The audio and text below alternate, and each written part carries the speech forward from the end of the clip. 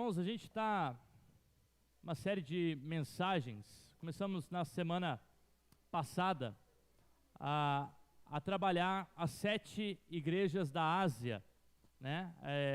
A carta do apóstolo João em Apocalipse, capítulo 2 e capítulo 3, tratando das 7 igrejas da Ásia, que a gente viu que são 7 igrejas reais, né, ali do primeiro século, que o apóstolo João, a partir de uma visão que Jesus concede, escreve então orientações para essas comunidades, para que elas pudessem ouvir a própria voz do Espírito Santo, né? Assim que cada carta ela finaliza, né? Ouça o que o Espírito diz às igrejas.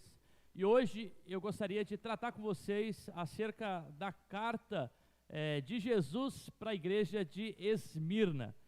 O texto que nós leremos se encontra no livro de Apocalipse, capítulo 2, verso 8 a verso 11, são apenas 4 versículos, mas acredito que são 4 versículos muito relevantes para nossa comunidade de hoje, né? Como a gente disse na semana passada, essas cartas não foram apenas cartas históricas lá para o primeiro século, né? Elas continuam tendo a sua relevância, né, para as nossas comunidades. É como se o próprio Jesus estivesse falando com as nossas comunidades, das nossas fragilidades, mas também das nossas potencialidades. Por isso, eu gostaria de pedir que cada um dos irmãos pudesse emprestar os seus ouvidos nesse momento para escutar essa mensagem como se o próprio Jesus estivesse falando para a nossa comunidade. Quero ler com vocês Apocalipse, capítulo 2, verso 8 a 11, que diz o seguinte: ao anjo da igreja em Esmirna escreve: essas coisas diz o primeiro e o último, que esteve morto e tornou a viver. Conheço a tribulação pelo qual você está passando, a sua pobreza, embora seja rico, e a blasfêmia daqueles que se declaram judeus e não são, sendo sim da sinagoga de Satanás. Não tenham medo das coisas que vocês vão sofrer. Eis que o diabo está para lançar alguns de vocês na prisão, para que sejam postos à prova e passem uma tribulação durante 10 dias. Seja fiel até a morte e dar-te-ei a coroa da vida. Quem tem ouvidos, ouça o que o Espírito diz às igrejas. O vencedor, de modo algum, sofrerá dano da segunda morte. Vamos orar, Pai. Tua palavra já revelada aos nossos corações, inspiradas pelo Teu Espírito. Peço que ilumine também a nossa mente, para que possamos compreender, entender aquilo que o Senhor quer falar aos nossos corações. E entendendo, possamos aplicar e viver aquilo que o Senhor tem para a nossa comunidade. É essa a minha oração, no nome do Senhor Jesus Cristo. Amém. Amém. Dizemos que quase tudo na vida tem um preço, né? Quem já ouviu falar que quase tudo na vida tem um preço, mesmo que nem tudo talvez tenha ou possa se comprar com esse preço. Aí nós podemos perguntar qual é a diferença entre o preço de algo e o valor que algo possui para a gente. Por exemplo, a gente tem um microfone aqui. Se eu fosse vender esse microfone e fosse perguntar aleatoriamente aqui: Francine, quanto que você pagaria nesse microfone? R$50, né? Uma oferta bem baixa, né, no microfone. Ele vale um pouquinho mais, mas é o valor que é o preço que ela colocou no microfone, né? Quem mais? Quem daria, talvez, pensa que esse microfone vale um pouco mais do que R$50? R$300? Ele usado está mais ou menos nessa faixa. Novo, talvez uns R$600, R$650. Então existe um preço, né? O preço ele é condicionado pelo mercado, pela busca, pela venda, mas nem tudo que tem um preço, às vezes, tem o mesmo valor, né? Por exemplo, quem tem pet dentro de casa? Tem um cachorrinho dentro de casa? Ou um gato? Tem? Você tem lá um cachorrinho. Se você fosse comprar um cachorrinho daquela raça, quanto que pagaria talvez nesse cachorrinho? R$500. Se alguém chegasse e te oferecesse R$500 por esse cachorro, você venderia? Não, venderia os dois, né? Então parece que não tem tanto valor, né? A gente também tem um cachorrinho lá que a gente não venderia pelos R$500, né? Então percebe como muitas vezes existe uma diferença entre o preço de algo e o valor que a gente atribui a algo. Por exemplo, vamos tornar a conversa um pouquinho mais subjetiva. A verdade, uma mentira. Quanto que valeria a sua verdade? Se um chefe chegasse para você e falasse, olha, eu preciso que você minta para mim. Preciso que você fale isso para mim, e se você fazer isso, eu te dou R$100. Não quero constranger ninguém, não precisa levantar as mãos, né? Mas pensa, você falaria uma mentira por R$100, por 200?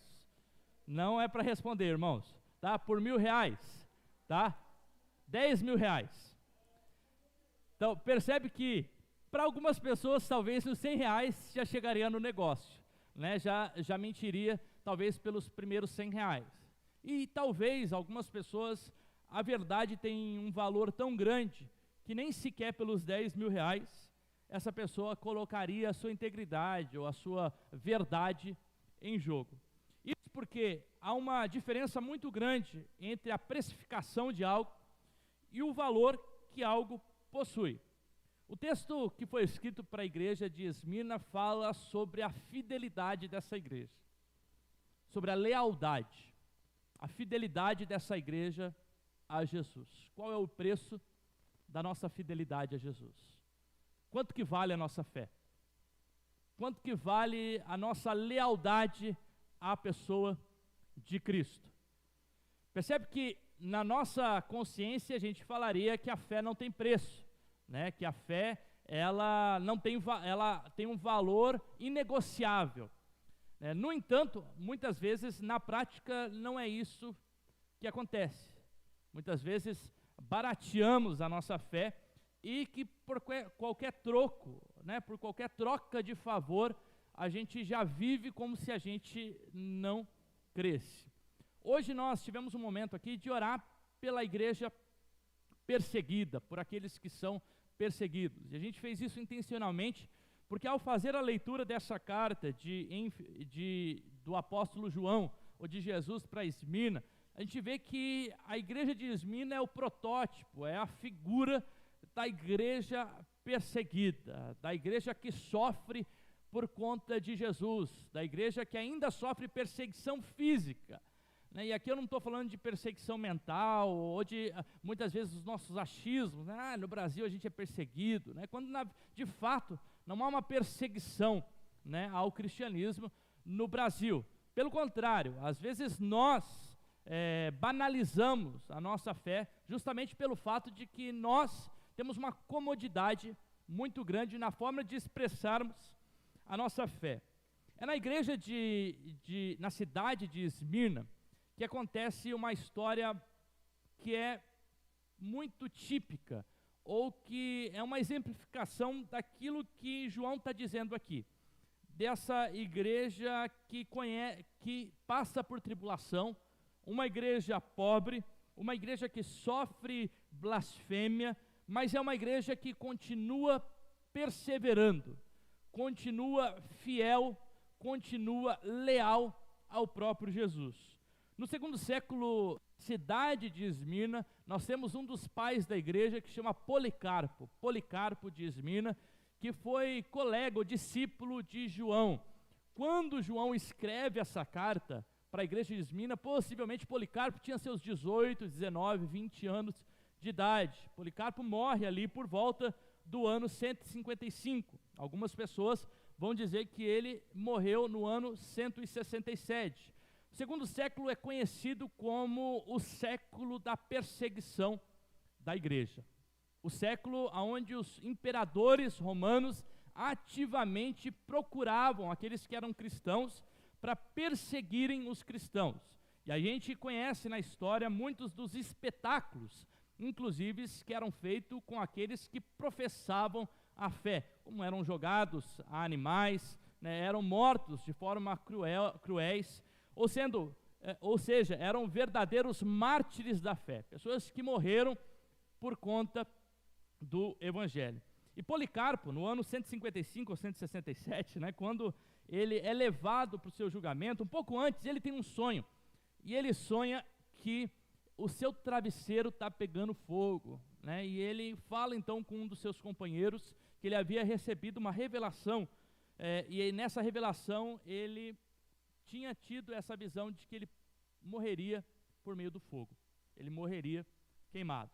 Logo depois, ele é chamado, acusado pelos cidadãos da cidade, e é chamado por procônsul da cidade aos 86 anos de idade.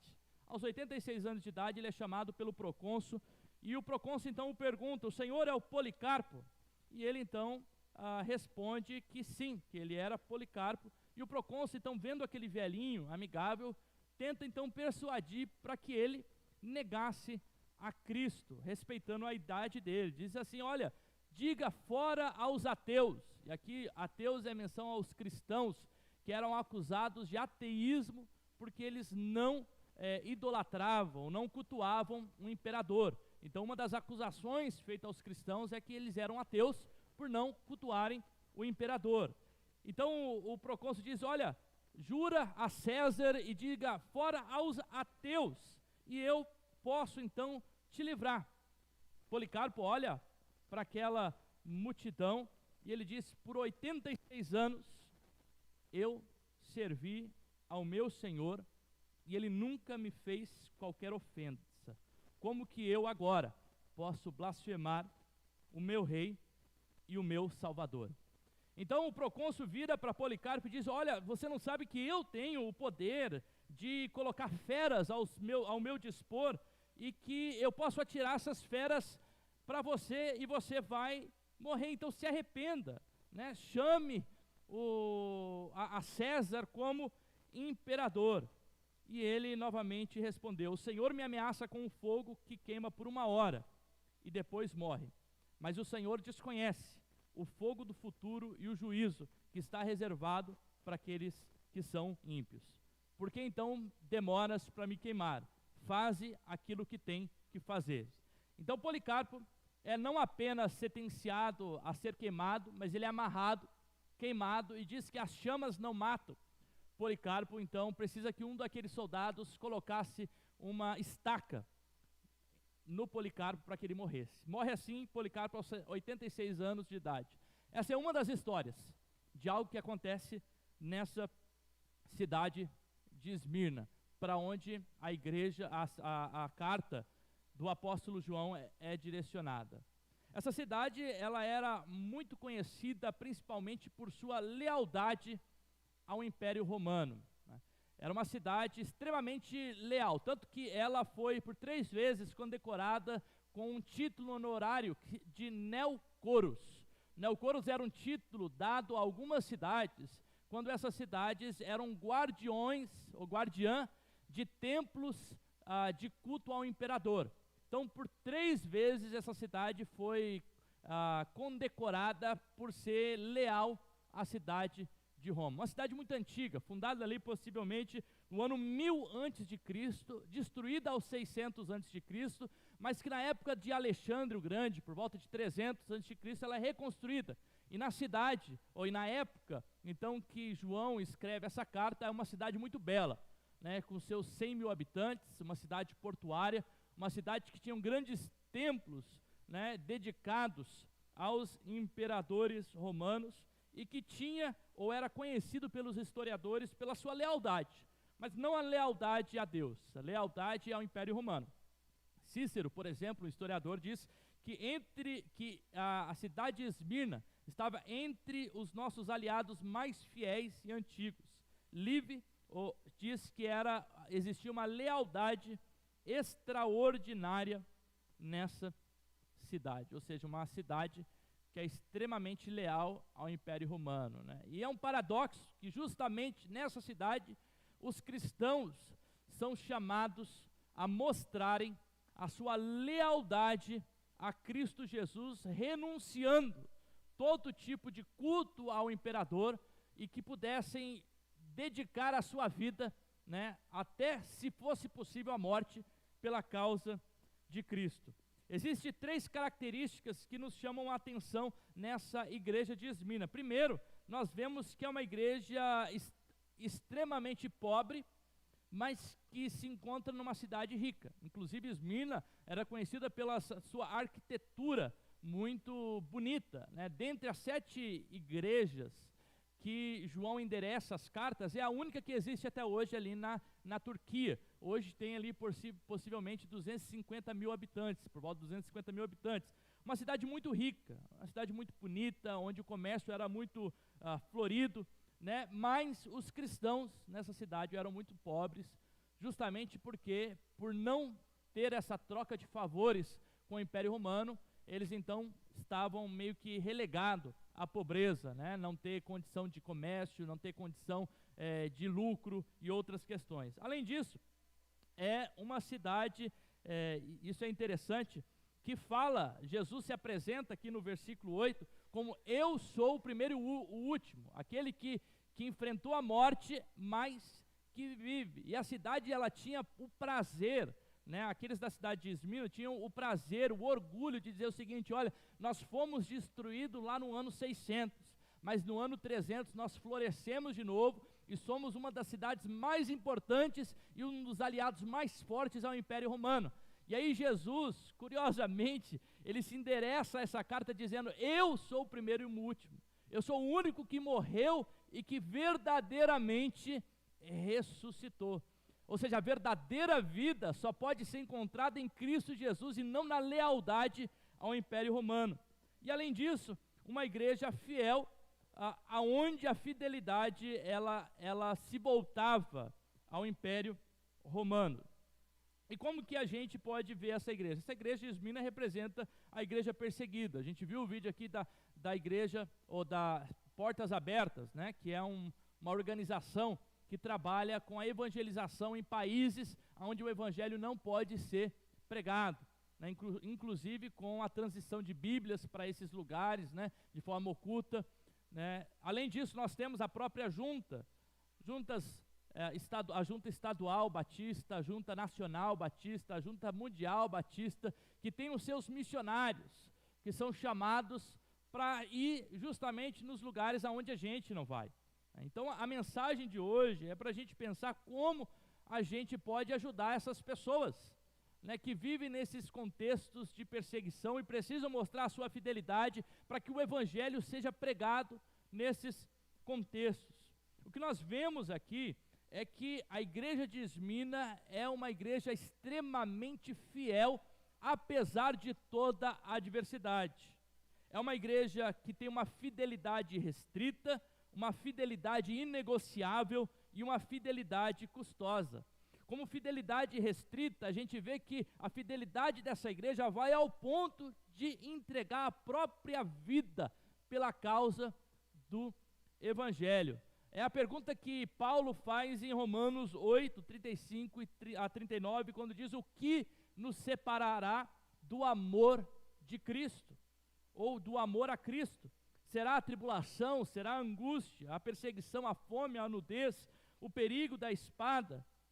O que nos separará do amor de Cristo? Para essa comunidade Esmirna, e aqui é uma das únicas comunidades, só Esmirna e mais uma, no qual o apóstolo João não tece nenhuma crítica, não faz nenhuma crítica a essa comunidade.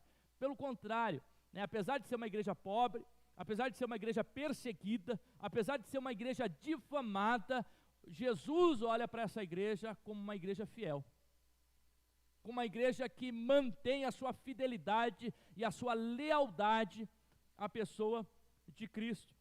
Existe uma fidelidade restrita. Muitas vezes a nossa fidelidade ela não é irrestrita, ela tem uma restrição, e a restrição é muitas vezes colocada por nós mesmos. Na nossa fragilidade, ou a fragilidade da nossa fé, nós vendemos os nossos valores de uma forma muito fácil, por qualquer maná que é nos oferecido, por qualquer espécie ou forma de possível perseguição que a gente pode sofrer por conta do Evangelho. Muitas vezes a gente já coloca o pé para trás e já arreda. Quem sabe uma ameaça que você sofre de um patrão, quem sabe uma barganha que é feito para que você venda o seu voto político, quem sabe talvez a possibilidade de passar na cabeça de sonegar imposto, e de não falar ou tratar com verdade acerca daquilo que Deus tem dado. Ou tantas outras oportunidades que a gente muitas vezes faz, e a gente nem sequer vê o mal nisso, mas que nós acabamos vendendo a nossa fé e a nossa fidelidade a Cristo, quando nós vendemos os valores do reino de Deus. Mateus capítulo 5 até o capítulo 7, no Sermão da Montanha, nós temos ali os valores do Evangelho. Valor atribuído pelo próprio Jesus, a ética do reino de Deus, daqueles que são bem-aventurados porque eles sofrem pela causa de Cristo, porque eles têm humildade no coração, bem-aventurados são as crianças, bem-aventurados.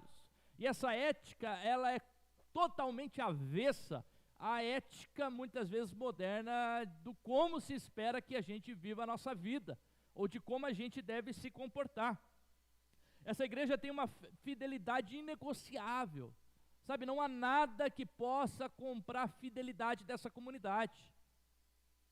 Qual é o valor da nossa fé? Qual é o preço que nós damos àquilo que nós cremos? Até que limite nós estamos dispostos a ir por conta daquilo que nós cremos? O que vale mais, o nosso conforto ou a nossa fé? O que vale mais, a nossa fé ou o financeiro? O que vale mais, a nossa fé ou troca de favores, ou a fama, ou posições que são nos dadas? E claro que aqui a gente não precisa dizer que uma coisa ela existe em detrimento da outra, mas que quando elas são colocadas em contraposição, a fé precisa ser absoluta. A fé precisa ser inegociável. O nosso valor, o nosso compromisso não é com o outro. O nosso compromisso é com o próprio Deus. E por isso essa igreja demonstra uma fé, uma fidelidade restrita, uma fidelidade inegociável e uma fidelidade custosa. Tem gente que muitas vezes prega um evangelho muito fácil, crê no Senhor Jesus e todo mundo vai ser curado da sua casa, você não vai ter enfermidade, você não vai passar por problemas financeiros, sabe, nenhum mal vai chegar a você, como se na vida, muitas vezes o cristão tivesse inerte, ou ele tivesse protegido de qualquer tipo de coisa ruim que pode acontecer. Olhando para essa igreja não parece que é aquilo que o Evangelho prega. Olhando para a vida de Jesus não parece que é aquilo que o Evangelho prega. Um Jesus que é o nosso rei, o nosso Messias é Deus, mas um Deus que foi crucificado como ladrão, como bandido, por conta da sua missão de salvação à humanidade. Uma igreja que a promessa de João aqui é que Satanás se levantaria contra essa igreja e essa igreja seria perseguida por 10 dias. Claro que aí é um período para vocês vão ser perseguidos por um período de tempo. A promessa para essa igreja é que eles, diante da perseguição, eles não seriam livres. E que muitos deles seriam inclusive mortos. Só que a morte que eles enfrentariam não tem nada a ver com a morte eterna. E quando comparado com a morte eterna ela é muito mais danosa, porque ela não vai apenas contra o corpo, mas ela condena a própria alma à eternidade no inferno. É aquilo que Policarpo vira para o procônsul e diz: você vai me queimar com fogo, mas existe um fogo preparado para aqueles que são ímpios, para aqueles que negam a fé em Cristo Jesus. Percebe que a fidelidade que é vendida, ela é muito mais custosa do que a fidelidade que ela é perseguida, que ela vai até o fim. Para essas pessoas, diz aqui o texto que existe uma coroa preparada, uma vida verdadeira para os vencedores, como uma promessa de Deus, aqueles que vão até o último termo. Para a maioria de nós, se não para todos, o último termo não vai ser a morte. No máximo que você vai ser xingado por conta da sua fé. No máximo, ignorado, talvez não vai receber um favor, alguma coisa, no máximo. Mas o contexto que a gente vive é muito cômodo ser cristão, às vezes é até favorável. Você quer saber? Às vezes a igreja é até quem tem o poder na mão e faz o contrário. Às vezes a igreja é quem compra os favores. A ética muitas vezes se inverte. De uma igreja perseguida que precisa manter a sua fidelidade, às vezes a gente se torna a igreja dominante, que compra os favores e que nega a fé na forma com que vive a sua fé. O verdadeiro valor dessa igreja está justamente porque é uma igreja que ela é atribulada, mas é uma igreja que continua perseverante. É uma igreja que tem o privilégio de sofrer por conta de Cristo. É isso que nos diz o apóstolo Paulo em Filipenses 1:29. Porque vocês receberam a graça de sofrer por conta de Jesus. Olha o que Paulo está escrevendo para a igreja de Filipos. Vocês receberam um dom, um presente de Deus. E o presente de Deus não é somente crer, mas é de sofrer por Cristo Jesus, e não somente crer.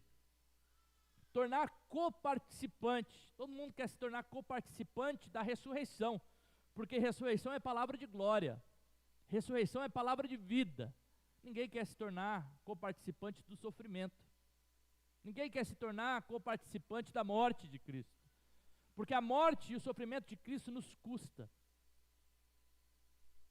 Nos custa. Custa muitas vezes as nossas vontades.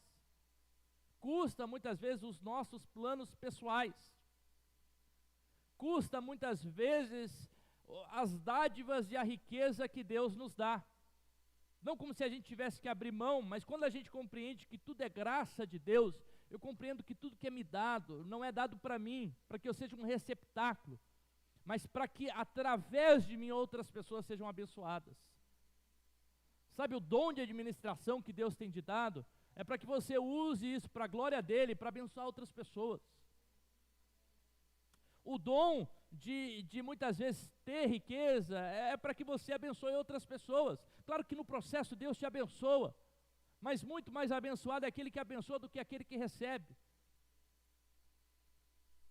Sabe, o dom de servir tem a ver para que você abençoe. Sabe, o Evandro, essas últimas semanas tem sido uma bênção para a gente. Como eu tenho visto ele servir a gente de uma forma assim restrita, sabe? Pastor, não, eu estou aqui, precisar, né? Isso é coração de gente que compreende o Evangelho, que o Evangelho não tem a ver só com lucro pessoal, ou que o Evangelho não tem a ver com lucro pessoal.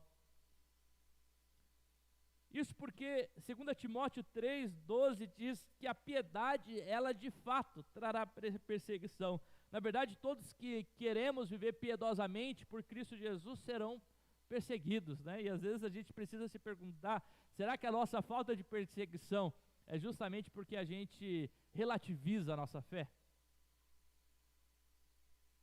É mais fácil a gente ser politicamente correto com as coisas. É mais fácil. É mais fácil. Eu tenho uma tendência de ser dialogal. Eu tenho uma tendência de, às vezes, evitar o conflito. É mais fácil a gente evitar o conflito, de ser dialogal, de escutar as partes. Claro que isso tem as suas benesses, né, as boas partes. Mas existem questões que são essenciais da fé, que a gente não pode negociar. A gente não pode ser dialogal. E a nossa fé em Cristo Jesus é uma dessas. Essa é uma igreja que diz o apóstolo João, uma igreja pobre, mas é uma igreja rica, porque a verdadeira riqueza no Evangelho não tem a ver com posses, mas tem a ver com um estado de dependência em Cristo Jesus. Percebe que riqueza para nós tem a ver com o quanto eu tenho na minha conta, ou às vezes com quanto patrimônio eu consegui juntar. Isso é riqueza. Mas Deus olha para uma igreja, logo em seguida que a gente vai estudar, diz: vocês são ricos, porque vocês têm muitas coisas, mas na verdade vocês são pobres diante de Deus. Vocês não têm nada diante de Deus. Jesus olha para essa comunidade e diz: vocês são pobres, mas diante de Deus vocês são ricos, porque vocês não negociaram a fé de vocês. Percebe que pobreza ou riqueza para a gente tem a ver com posse, mas na ótica do Evangelho tem a ver na nossa dependência com Cristo Jesus, em Cristo Jesus.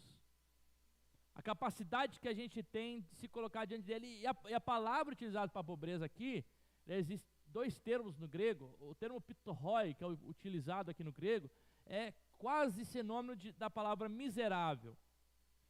Então os comentaristas vão dizer que o pessoal da cidade de Esmina vivia numa miséria. Era como se eram quase pedintes. E Deus olha para essas pessoas que a gente muitas vezes olharia e não veria valor nenhum. Porque a gente tem essa tendência de olhar para as pessoas não com a ótica de Jesus, com a nossa ótica. O outro vale o que ele tem, o outro vale o que ele sabe, o outro vale os diplomas que ele possui. Cristo não olha assim. Deus não olha assim. Deus olha para o coração. Deus olha para aquilo que a gente vive com Ele. As nossas riquezas e posses, elas são possibilidades na nossa vida. Assim como podem existir pessoas ricas, pessoas diplomadas, que também têm o seu valor diante de Deus, mas não tem a ver com a sua posse, também não tem a ver com a falta de posse. Ou seja, a forma com que Deus olha é completamente diferente da forma que a gente olha. Deus olha para essa comunidade e diz: vocês, embora sejam pobres, vocês são ricos diante de Deus. Embora vocês são difamados pela sinagoga de Satanás, vocês são bem quistos e bem olhados por Deus. Sinagoga de Satanás possivelmente é uma referência aqui aos judeus que haviam já no final do primeiro século se voltado contra os cristãos. Se a gente lembrar, até a perseguição de Nero, né, quando Nero queima lá o templo, né, e aí acaba perseguindo os judeus, ali havia uma certa convivência entre cristãos e judeus. A gente olha, por exemplo, as escrituras, vê que Paulo, muitas vezes, quando ele vai anunciar o evangelho, ele anuncia onde? Nas sinagogas. Só que lá no final do primeiro século, depois de queimar o templo, lá da perseguição de Nero, né, dos muros lá da cidade de Jerusalém, depois disso, os judeus começam a criar uma aversão aos cristãos e dizer: olha, eles não são judeus. Porque os judeus, eles tinham um favor do Império Romano, que é a possibilidade de cultuar somente a um Deus, né, e não prestar a honra necessária ao imperador romano, desde que eles pagassem o imposto deles, né, desde que eles fossem fiéis ali na parte, e tinha também uma troca de favor ali do templo para o império, né, então eles tinham que taxar o povo, né. E no entanto, esses judeus se tornaram contra os cristãos e disseram: olha, eles não fazem parte dos judeus. Eles adoram um outro Deus, até adoram um Deus aí crucificado, um tal de Jesus, né? Dentre as acusações que eram feitas aos cristãos, tinha a acusação de que eles eram canibais, porque eles participavam da ceia do Senhor, né? E ao participar da ceia do Senhor, eles comiam o pão, que simboliza o corpo, e bebiam o cálice, que simboliza o sangue. Então muitos, ao ver esse rito acontecendo, diziam que os cristãos eram canibais, né? Outros diziam que os cristãos eram ateus, justamente porque eles não professavam a fé no Império Romano. Havia também uma acusação da deslealdade, né, dessas pessoas, porque não diziam que César era o Senhor. E outros diziam que eles eram imorais, justamente porque celebravam a festa ágape, antes da própria Eucaristia. Então a gente vê aqui que há sérias acusações contra essa igreja, acusações que os levam a literalmente a perseguição do império. No entanto, essa igreja, ela é chamada por Deus como uma igreja fiel, é uma igreja que se mantém fiel à fé. Por fim, essa é uma igreja que enfrenta a morte, mas que ela se mantém viva diante de Deus. É isso porque a gente compreende que a morte física não é a última palavra, é uma mera vírgula na nossa existência. Para aqueles que creem na eternidade, para aqueles que creem na vida eterna, a gente sabe que o que a gente está vivendo aqui é passageiro, né? Ou seja, os prazeres e a perseguição, elas são passageiras, elas vão passar. O dinheiro que a gente tem, né, logo, outras pessoas vão estar morando na casa que você comprou. O carro que você tem, daqui a pouco vira lata velha. A herança que você deixou, eu já disse aqui, né, o meu bisavô tinha 12 fazendas. Pergunta quanto que a gente tem hoje. Não tem nada. Não tem nada. 2 gerações, a gente acabou com tudo. Então percebe que o legado que fica, aquilo que fica, não tem a ver com aquilo que a gente conquista aqui. A própria Escritura diz que a gente não tem que ajuntar tesouro aonde a traça e a ferrugem corrói. E claro que se Deus te dá a graça, a dádiva de viver bem aqui, amém. Só que a gente não deve negociar aquilo que a gente vive ou a nossa fé por conta disso, sabe? A nossa fé vale mais.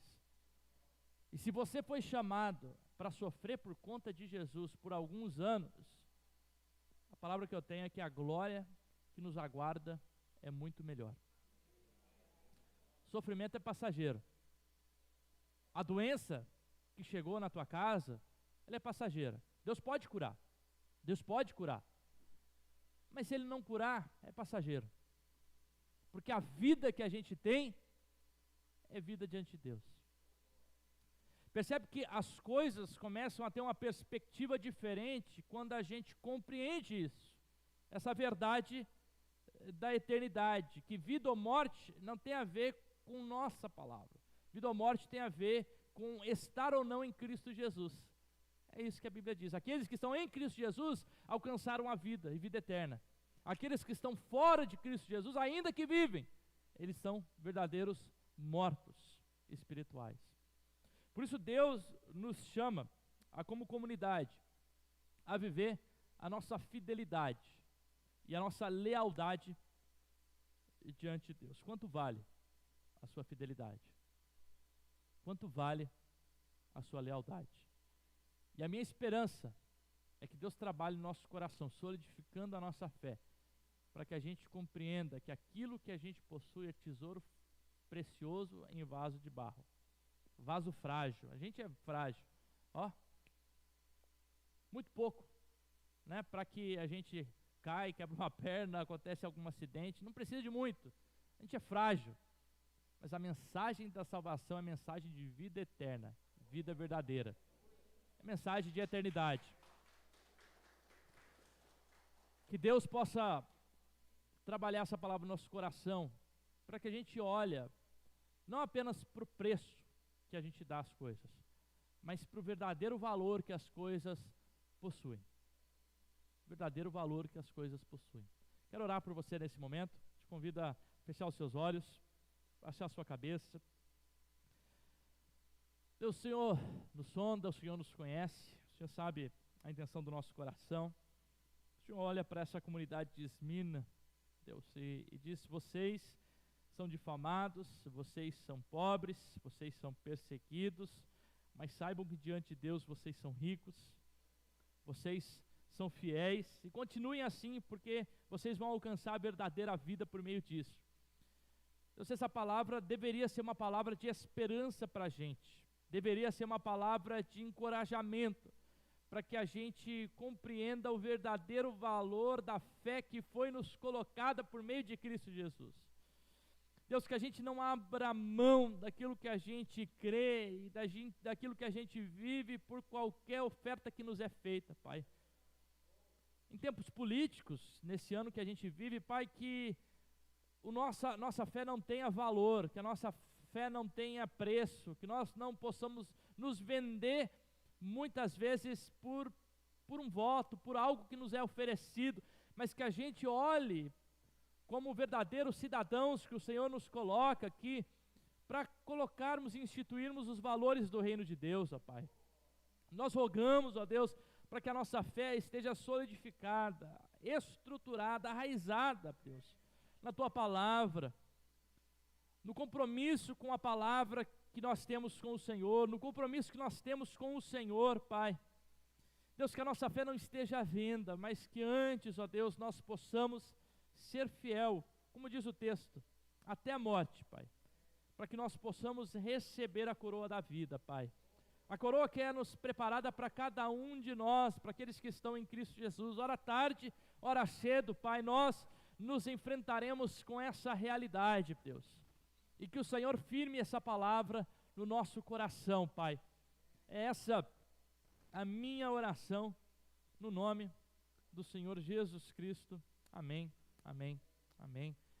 Que Deus possa solidificar, né, a nossa fé, fortalecer a nossa esperança e enraizar realmente aquilo que a gente crê. Deus abençoe a sua semana, Deus abençoe a sua casa, Deus abençoe a sua família, Deus abençoe aqueles que estão nos assistindo também online, e que a graça do amor, que a graça do amor de Deus Pai, a graça do nosso Senhor Jesus Cristo e a doce consolação do Espírito Santo de Deus esteja conosco hoje e para todos.